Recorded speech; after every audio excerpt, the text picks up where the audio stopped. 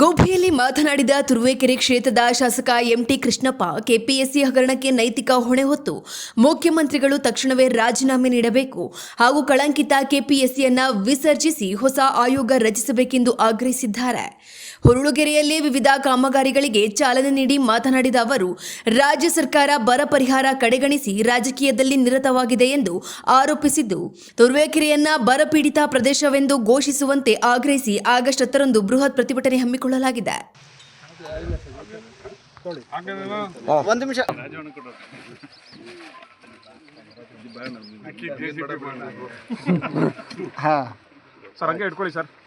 Photo ತಗೊಳ್ತೀನಿ.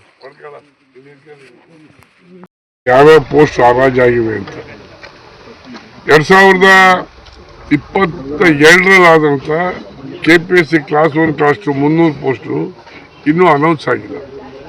ಹೀಗಾಗಿ ಏನಾಗಿ ಎಲ್ಲೋ ಒಂದು ಕಡೆ ಕೆಪಿಎಸ್ಸಿ ಕಂಪ್ಲೀಟ್ ಪ್ರೆಸೆಂಟ್ ಇದ್ದು ಎಲ್ಲನೂ ವಜಾ ಮಾಡಿ ಫ್ರೆಶ್ ಆಗಿ ತಗೋಬೇಕು. ಇವ್ರೇನಾಗಿದೆ ಅಂದರೆ ಅವರು ತಪ್ಪು ಅಂತ ನಾನೇನು ಹೇಳೋಕ್ಕಲ್ಲ. ಕಾರಣ, ಕೋಟಿಗಟ್ಟಲೆ ದುಡ್ಡು ತಗೊಂಡು ಕೆಪಿಎಸ್ಸಿ ಮೆಂಬರ್ ಮಾಡ್ತಾರೆ ಸರ್ಕಾರ. ಕೋಟಿಗಟ್ಟಲೆ 10 ಕೋಟಿ 15 ಕೋಟಿ ತಗೋತಾರೆ ಚೇರ್ಮನ್ ಆಗೋರಿಗೆ. ಮತ್ತೆಲ್ಲಿ ಮಾಡ್ಬೇಕಾದ್ನ ಇವ್ರ ತಲೆ ಮೇಲೆ ಹಾಕ್ತಾರೆ. ಮೊದಲು ಯಾರು ಅವ್ರನ್ನ ಅಪಾಯಿಂಟ್ ಮಾಡ್ತಾರೋ ಫಸ್ಟ್ ಅವ್ರು ರಾಜೀನಾಮೆ ಕೊಡಬೇಕು. ಪ್ರಸ್ತುತ ಮಾನ್ಯ ಮುಖ್ಯಮಂತ್ರಿಗಳು ಸಹ ಹೋಗಿದ್ರು ರಾಜೀನಾಮೆ ಕೊಡಿಸ್ಲಿಕ್ಕೆ.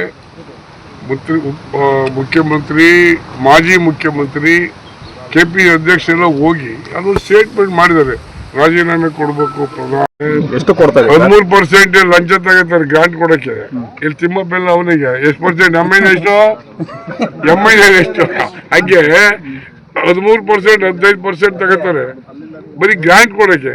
ಮಿನಿಸ್ಟ್ರಿ ತಗೊಳಕಲ್ವಾ, ಮಿನಿಸ್ಟ್ರಿಗೂ ತಗೋತಾರೆ. ಎಷ್ಟು ತಗೊಂತಾರೆ ಸರ್? ಅವ್ರು ಏನಪ್ಪ, ಅವ್ರು ನಮ್ಗೆ ರೇಟ್ ಗೊತ್ತಿಲ್ಲ, ದುಡ್ಡು ಕೊಟ್ಟಿದ್ರು ಕೊಡೋದಿಲ್ಲ ಅಂತ ಹೇಳ್ತಾರೆ.